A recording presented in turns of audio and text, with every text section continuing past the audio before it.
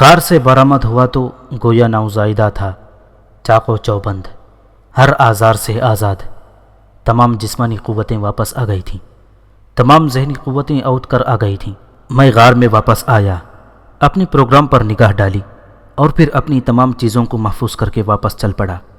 ان ڈھلانوں کو عبور کیا اور اسی علاقے کا رخ کیا جہاں کمٹالی آباد تھا۔ طویل سفر حسب معمول جاری رہا، راستے بھر شکار ملتا رہا، کئی جنگل ابھر آئے تھے، نئے راستے نکل آئے تھے، لیکن آشوشا کے پہاڑ جوں کے توں تھے۔ وہ آبشار اسی طرح گر رہا تھا جو صدیوں پرانا تھا، لیکن ان پہاڑوں کے دوسری طرف دیکھ کر میں دنگ رہ گیا۔ پہاڑوں کے دوسری طرف سمندر تھا، صرف سمندر۔ ہاں پروفیسر، جہاں کبھی درخت تھے، کرال تھے، کھیتی باڑی ہوتی تھی، ہنستے کھیلتے گھرانے آباد تھے، وہاں اب سمندر کی بے رحم موجیں سر مار رہی تھیں۔ کمٹالی کا وجود ختم ہو گیا تھا، وہاں کچھ بھی نہیں تھا پروفیسر۔ میں غمگین ہو گیا، یہ سمجھنے میں دقت نہ ہوئی کہ سمندر نے وسعت اختیار کر لی اور کمٹالی نیست و نابود ہو گیا۔ وہاں وہ ذہین لوگ نہ جانے کس طرح موت کا شکار ہوئے ہوں گے۔ میں اس بستی کا خالق تھا اور اپنی بنائی ہوئی اس بستی کو تباہ دیکھ کر مجھے دکھ ہوا تھا۔ میں نے اس بستی سے بہت کچھ لیا تھا، اسے بہت کچھ دیا تھا۔ کیا تم نے میری اس بات پر یقین کیا تھا پروفیسر کہ میں نے اس بستی کو سمندر کے پانی سے روشن کر دیا تھا؟ کیا یہ انوکھی بات نہیں تھی؟ پروفیسر خاطر چونک پڑا۔ اس نے ایک گہری سانس لیتے ہوئے کہا، در حقیقت اس طویل کہانی میں یہ نقطہ سب سے زیادہ ناقابل یقین تھا۔ کیا اس دور کے لوگ وہ روشنی نہیں دریافت کر سکے جو توانائی سے حاصل ہوتی ہے؟ اس نے پوچھا۔ وہ روشنی اب تو ایسی اشکال اختیار کر گئی ہے کہ تم دنگ رہ جاؤ گے۔ توانائی نے ہماری زندگی کا ہر کام سنبھال لیا ہے، لیکن ہم اسے جدید دور کی دریافت سمجھتے ہیں اور کسی طور یہ ماننے کے لیے تیار نہیں ہیں کہ ماقبل تاریخ کا انسان بھی الیکٹریسٹی دریافت کر چکا تھا۔ پروفیسر خاطر نے صاف گوئی سے کہا، نہیں پروفیسر، ماقبل تاریخ کے طویل دوروں میں انسانی ترقی کے مختلف جو تفاصیل ہیں، ان میں تم اس بات کو نظر انداز نہیں کرو گے کہ ماقبل تاریخ کے انسان نے غذائی اجناس دریافت کی، بہتر مکانات تیار کر لیے، اپنی مادی ضرورتوں کو پورا کرنے کے لیے خاص ترین انتظامات کر لیے۔ مختلف ادوار کے کچھ نام تجویز ہوئے، مثلا ہجری، برنمی اور آہنی۔ خود ان سے منکشف ہوتا ہے کہ انسان معمولی اوزاروں سے ترقی کرتے کرتے اعلیٰ درجے کے اوزار بنانے لگا۔ اس سے صاف انداز لگایا جا سکتا ہے کہ انسان وسائل کو مقاصد کے مطابق بنانے کی صلاحیت میں آگے بڑھتا گیا۔ یہی شے ہے جسے ہم آج فنی اصلاح قرار دیتے ہیں۔ ماقبل تاریخ کا انسان بھی آج کے انسان سے مختلف نہیں تھا۔ ہاں، اس کے پاس ٹھوس وسائل نہیں تھے، ابھی وہ ذہنی طور پر پختہ نہیں ہوا تھا۔ کسی اچانک حادثات دریافت ہو جانے والی چیز پر ٹھوس تجربات نہیں کر سکتا تھا، اس لیے کچھ دریافت شدہ چیزیں کسی وجہ سے ضائع ہونے کے بعد دوبارہ اس شکل میں نہ آ سکیں، اور نتیجہ یہ ہوا کہ ان کی بعض خوبیاں ان کے ساتھ ختم ہو گئیں، اور جدید دور کے انسان نے جب ان کے انداز میں سوچا تو اپنے پورے وسائل سے کام لیا، اس کے بارے میں پختگی سے تجربات کیے، اور وہی گمشدہ قوتیں پھر اوت کر آ گئیں۔ نئے دور کا انسان انہیں خود سے منسوب کرنے میں حق بجانب ہے، لیکن وہ پرانے دور کے انسان کو بالکل بے صلاحیت ظاہر کرنے میں تنگ دلی سے کام لیتا ہے۔ کمٹالی کے لوگ اگر حیات پاتے تو شاید وہ سب سے پہلے لوگ ہوتے جو توانائی سے پیدا ہونے والی روشنی کے موجد کہلاتے، لیکن حالات نے انہیں موقع نہ دیا اور وہ سمندر کے شکار ہو گئے۔ بہرحال جدید دنیا شاید تمہارے اس انکشاف کو قبول نہ کرے، پروفیسر نے کہا۔ مجھے اس دنیا سے کیا لینا ہے پروفیسر؟ میں تو تمہیں اپنی کہانی سنا رہا ہوں جس کا ہر باب تمہارے لیے ناقابل یقین ہوگا، لیکن میں تمہیں ایک ایک چیز کا ٹھوس ثبوت مہیا کروں گا، صرف ایک ثبوت جس کے بعد تم میری ہر بات کا یقین کرنے پر مجبور ہوگے۔ تمہارے حیرت انگیز ہونے پر تو ہمیں یقین ہے دوست، بہرحال جاگنے کے بعد کی کہانی سناؤ۔ میں جانتا ہوں تمہارا نشہ کھل رہا ہوگا، بہرحال میں کمٹالی والوں کو کسی نئے روپ میں دیکھنا چاہتا تھا، لیکن ان کے تمام روپ سمندر کی نظر ہو گئے تھے۔ میرے اندازے کے مطابق ستاروں کی پیشن گوئی کے مطابق تہذیب کا دور شروع ہو چکا تھا، لیکن اس نئے دور کے لوگ کہاں تھے، ان کے بارے میں مجھے کچھ علم نہیں تھا۔ اس بار سمندر کے سفر کو دل نہ چاہا اور میں نے مخالف سمت چلنا شروع کر دیا۔ اگر اس زمین کی انتہا بھی پانی پر ہوتی تب دیکھا جائے گا، لیکن اس وقت تک خشکی کے راستے سفر کروں گا جب تک زمین باقی ہے۔ مجھے تہذیب کے گہواروں کی تلاش تھی۔ میں دیکھنا چاہتا تھا کہ تہذیب کی ابتدا کس انداز سے ہوئی ہے۔ میں چلتا رہا اور پھر ستارے نکل آئے۔ میں نے قیام کیا، پیٹ بھرا اور پھر اپنے پرانے دوستوں سے ملاقات کرنے لگا۔ میرے دوست مجھے دیکھ کر مسکرا رہے تھے، مجھ سے شناسائی کا اظہار کر رہے تھے اور میں ان سے گفتگو کر رہا تھا۔ میں ان سے تہذیب کی سمتیں معلوم کر رہا تھا اور انہوں نے مجھے مایوس نہ کیا۔ سورج، چاند، ستارے سب میرے معاون تھے۔ ستاروں نے مجھے منزل کی سمت دکھائی اور سورج کی کرنوں نے نشان مہیا کیے۔ میں چلتا رہا، پہاڑوں میں، میدانوں میں، دلدلوں میں، اور سفر طے ہوتا رہا۔ نہ جانے کتنے چاند نکلے، کتنے سورج ڈوبے، میرا سفر جاری رہا، طویل سفر تہذیب کی تلاش میں۔ اور پھر مجھے انسان کے نشان ملنے لگے۔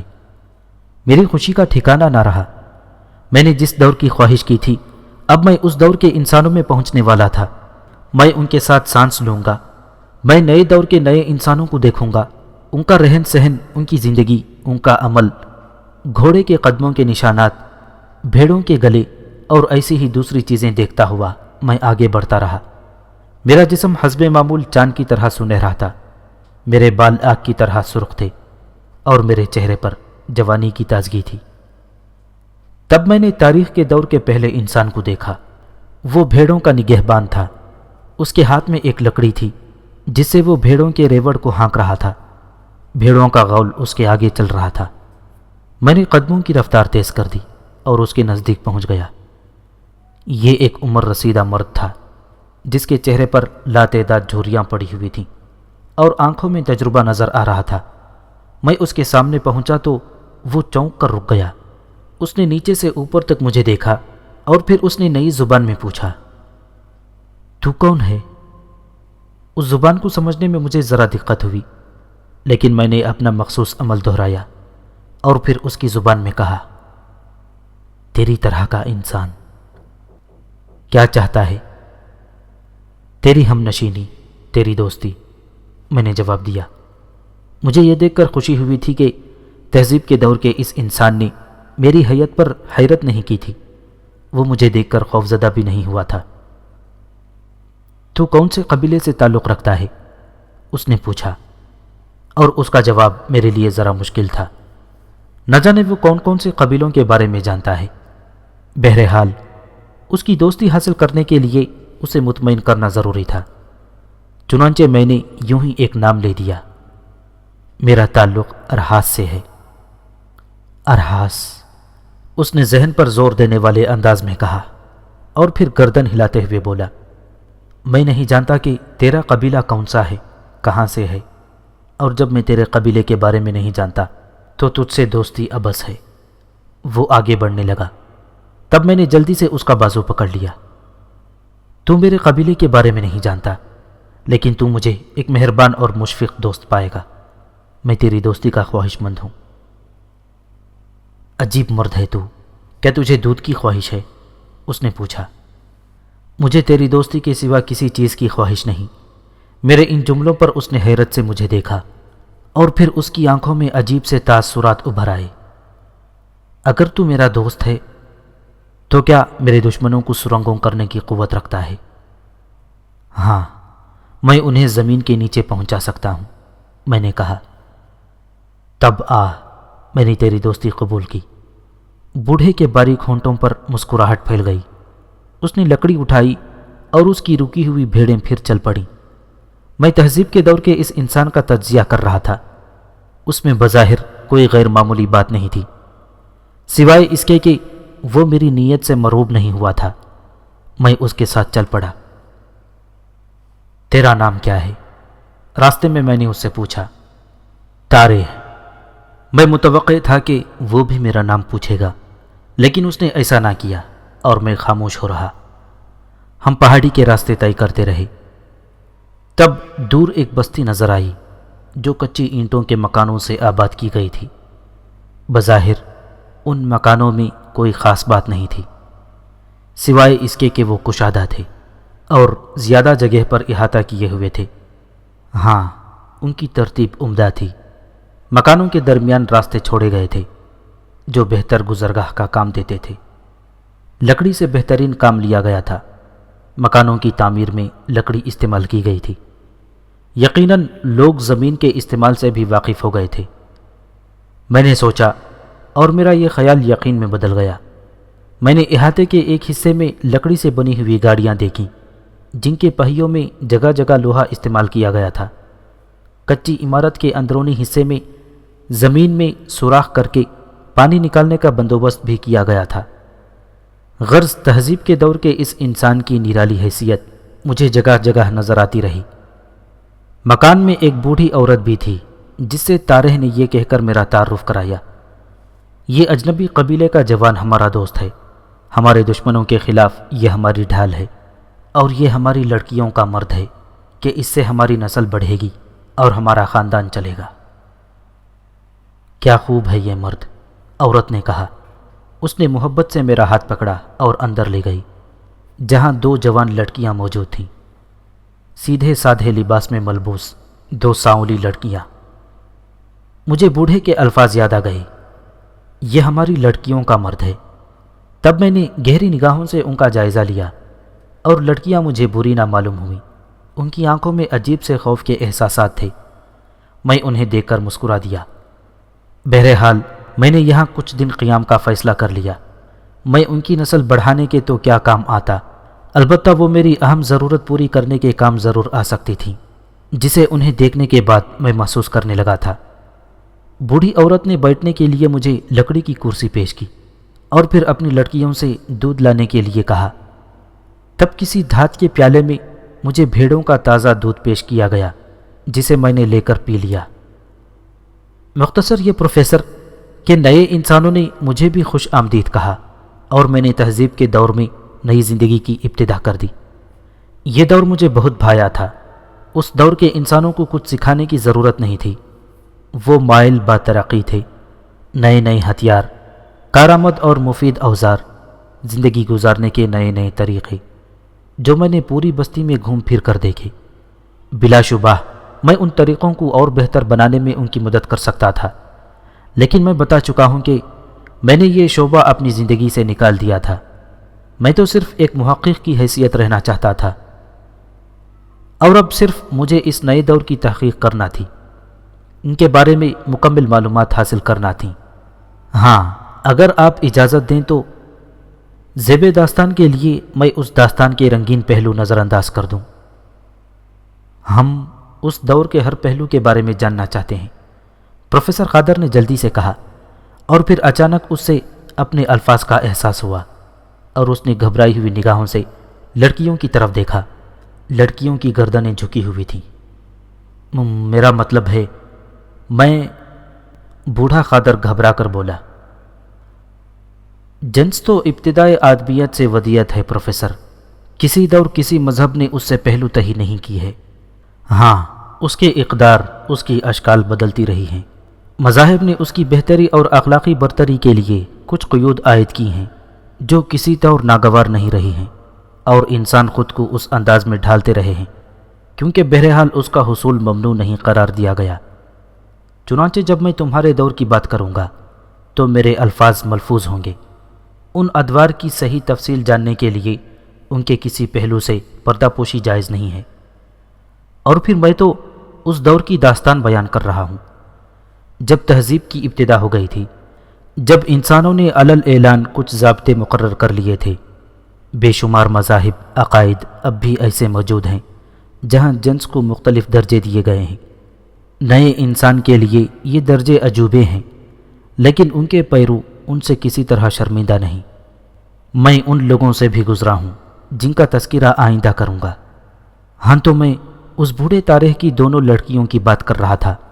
میں نے تہذیب کے شہر کی مکمل تفصیلات معلوم کی، ان کے رسم و رواج، ان کے عقائد کا حال معلوم کیا، لیکن چونکہ یہ اس سے بعد کی بات ہے جس وقت کی داستان میں بیان کر رہا ہوں، اس لیے ان کا تذکرہ بعد میں ہی مناسب رہے گا۔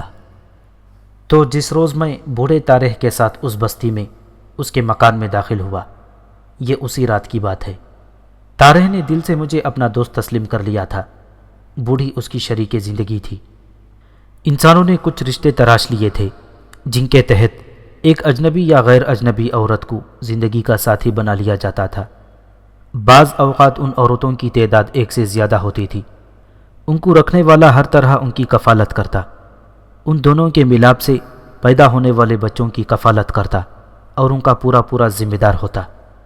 اکثر لوگ اجنبی لڑکوں اور لڑکیوں کا ملاپ کراتے، لیکن اگر یہ صورت باقی نہ رہتی تو پھر جو لڑکا اور جو لڑکی مناسب نظر آتی ان دونوں کو کچھ رسومات کے ساتھ یکجا کر لیا جاتا تاکہ نسل بڑھتی رہے۔ مختلف قبائل مختلف رسومات ادا کرتے تھے، لیکن ان کا مقصد ایک ہی ہوتا تھا، افزائش نسل، اور افزائش نسل ہو رہی تھی۔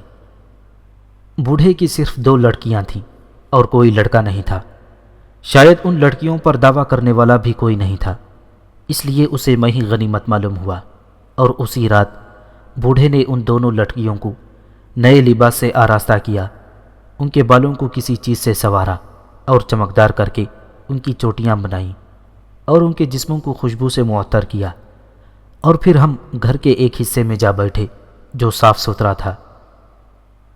تو نے مجھ سے دعویٰ کیا تھا اے نوجوان کہ تو میرا دوست ہے اور میرے دشمنوں کے خلاف میرا مددگار، تو میری پریشانیوں کا حل تلاش کرے گا، تو اجنبی قبیلے کا فرد ہے، سو میں تجھے اپنوں میں شامل کر رہا ہوں، لیکن اس شرط پر کہ اب سے تو خود اسی قبیلے کا فرد گردانے گا، انہیں بھول جائے گا جو تیرے تھے اور ان میں واپس نہیں جائے گا۔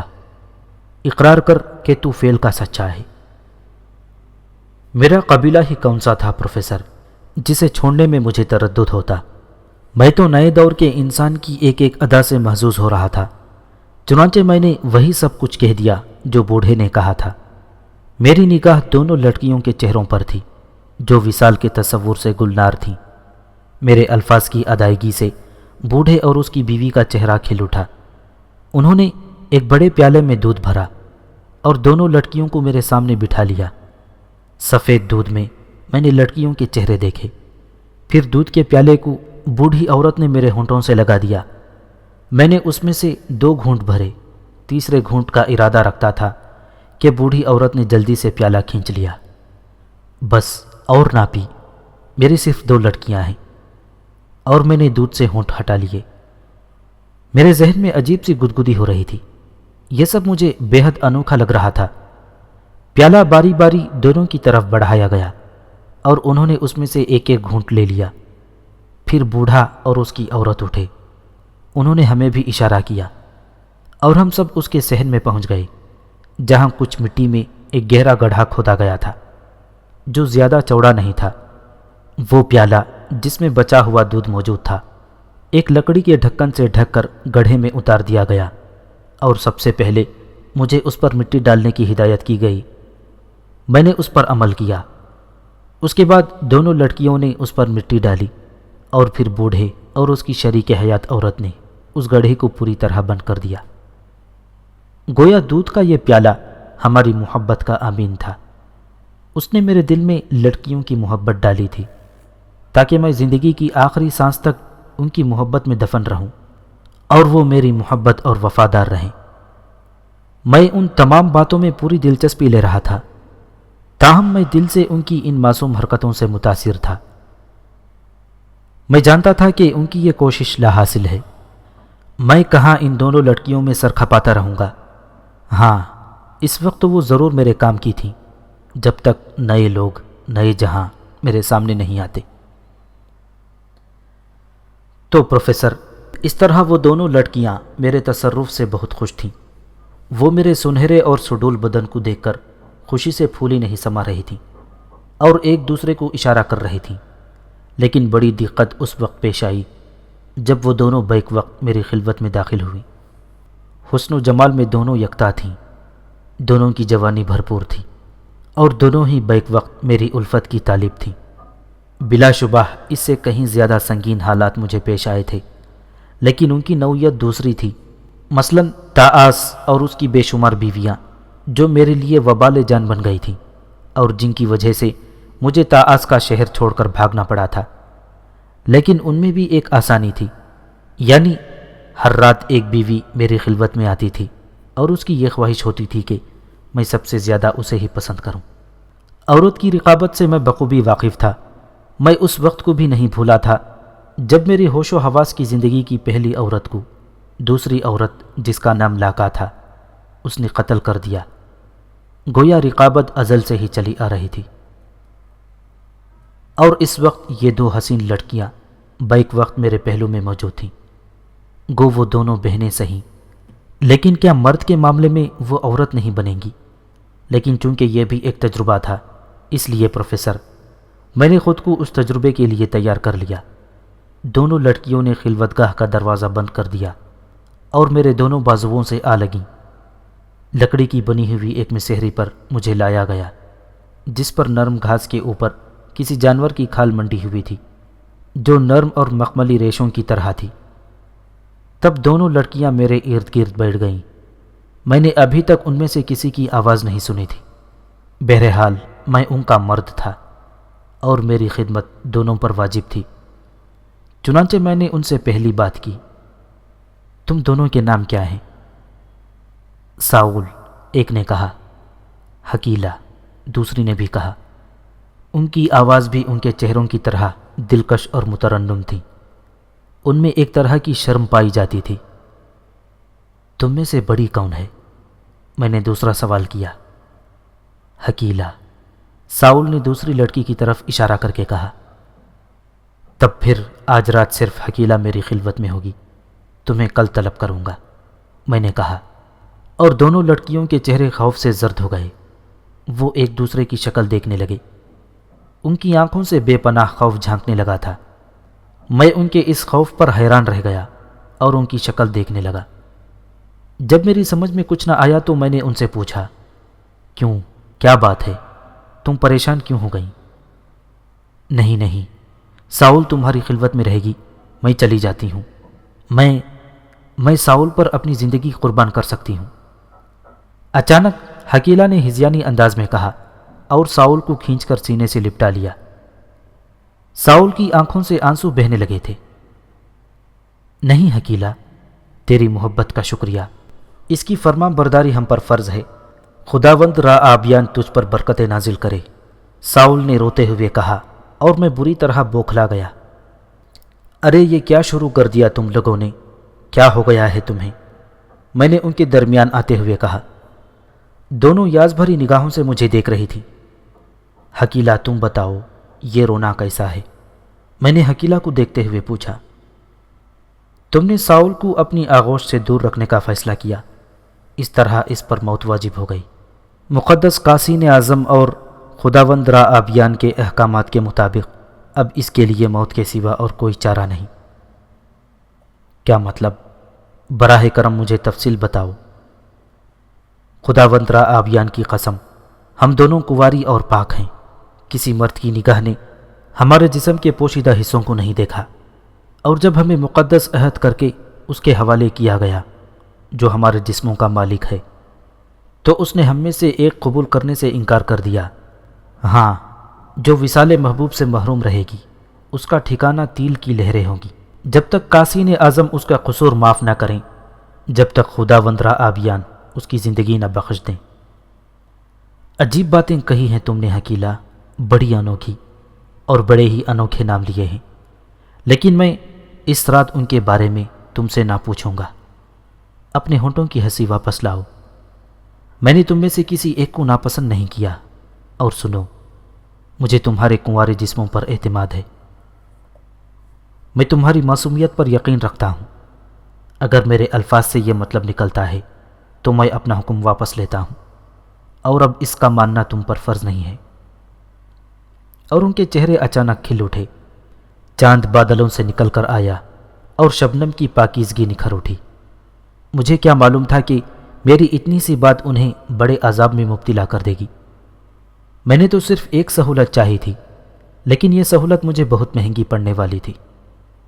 چنانچہ پروفیسر، میں ان نئے لوگوں کے انوکھے قانون سے بہت محظوظ ہوا۔ ان کے بارے میں سب کچھ جاننے کی خواہش میرے دل میں چٹکیاں لے رہی تھی، لیکن اس وقت یہ ممکن نہیں تھا، کیونکہ دونوں حسین لڑکیاں جذبات سے دیوانی ہو کر میرے جسم میں چٹکیاں لے رہی تھیں۔ وہ دونوں مردوں کی نگاہوں سے ضرور ناواقف تھیں، لیکن قانون فطرت انہیں خوب معلوم تھا اور وہ بڑی لذت گزار تھیں۔ لیکن ضروری مدارج طے کرنے کے سلسلے میں انہوں نے مجھے ہاتھ پاؤں نہ ہلانے دیے۔ وہ صرف ایک دوسرے کی مدد کر رہی تھیں، بلکہ دونوں مل کر میری بھی مدد کر رہی تھیں۔ چنانچہ پروفیسر، ان لڑکیوں کے ساتھ ایک حسین رات گزارنے کا یہ میرا دوسرا تجربہ تھا۔